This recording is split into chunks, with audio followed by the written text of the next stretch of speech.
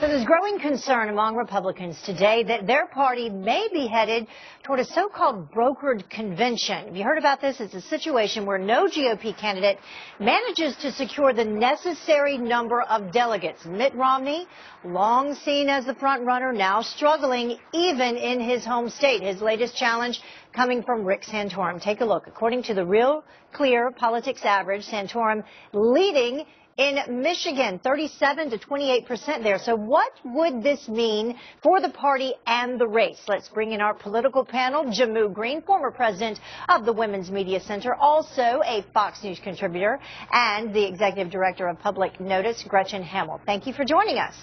Hi, Heather. Thank you. So let's do a little history here. I was researching this. I find it absolutely fascinating. The last classic brokered conventions, they were back in 1952 for the Democrats. Adlai Stevenson won there, and in 1948 for the GOP, Thomas Dewey. Republicans flirted with one back in 1976. That's when incumbent Gerald Ford eked out a win over Ronald Reagan, and the Democrats had a near miss back in 1984 when Walter Mondale barely won. But what actually happens if the GOP goes to the nomination or the nominating convention in Tampa this August without a nominee? Is it possible? What happens then? Jehmu?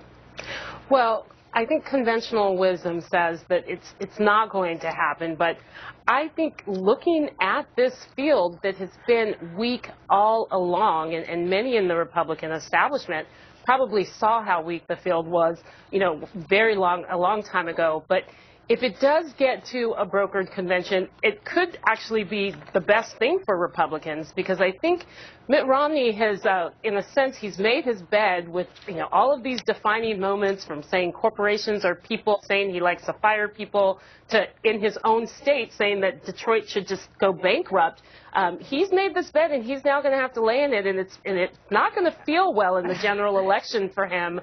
And Rick Santorum, though he's seen a surge in recent weeks, now we're starting to see speeches that he made a few years ago that are really out of the mainstream coming up. And so if there is a brokered convention for the Republican establishment, it could be the best out of, a pretty bad situation with a weak field to begin with. They could come out with a stronger candidate, but it will be harder to beat President Obama in the general. And Jehmu, I know sometimes you join us on our power panel, and just a moment ago we were talking about taking things out of context, so I can't let you slide by there. You did take a couple of those things out of context now.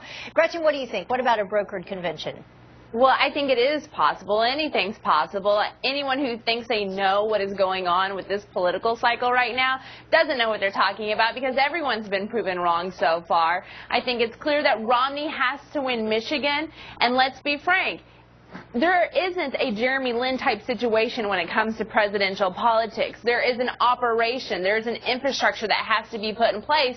And to come out with this Hail Mary pass this day and age would be an overwhelming task that I just don't know if that is something someone can do, if anyone can do that. But there's a lot going on here, and the president is coming out smelling like roses right now, because instead of having an opponent, he's getting out there to talk about whatever he wants, while the Republicans just fight each other for this nomination process. So if this goes all the way to the convention, the person that wins out of this is President Obama. Right. Well, here's another possibility. If no candidate has enough delegates, the nomination basically ends up for grabs. No one has any idea who the delegates will be loyal to. After a few deadlocked votes, it works this way. The delegates who are initially bound to vote for a specific candidate, they would then be released to vote for anyone. And at that point, anything could happen, including a dark horse candidate like Sarah Palin, Jeb Bush, Governor Chris Christie, Governor Mitch Daniels, winning the nomination. Under party rules, anyone can be nominated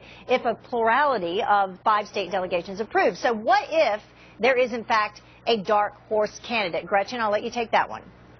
Well, I mean, this dark horse candidate would have a lot of energy. He would, just basically fill the vacuum and take up all the press and everything that is going on, and he would be able to take that momentum into the next 2 months. But having said that, again, it goes back to an operation and putting in together an infrastructure, and you have only 2 months after the convention until Election Day.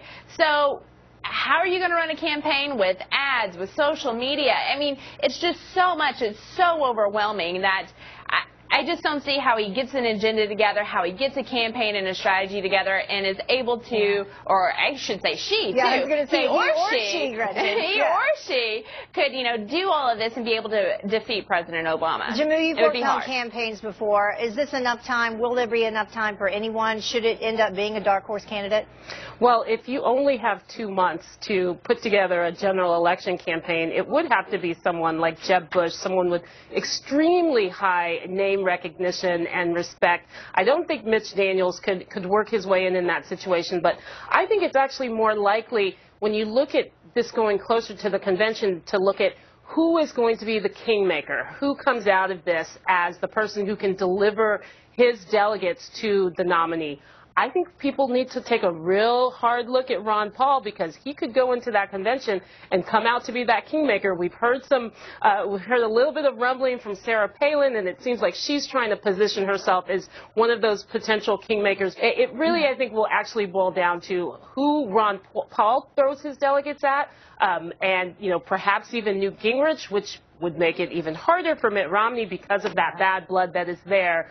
But it's about who's going to come out as the kingmaker. And that 2 months is a hard thing. That magic number, 1,144 delegates. That's what it takes, and that's what's needed. Thank you all so much for your insight. We appreciate it. Gretchen, Jehmu.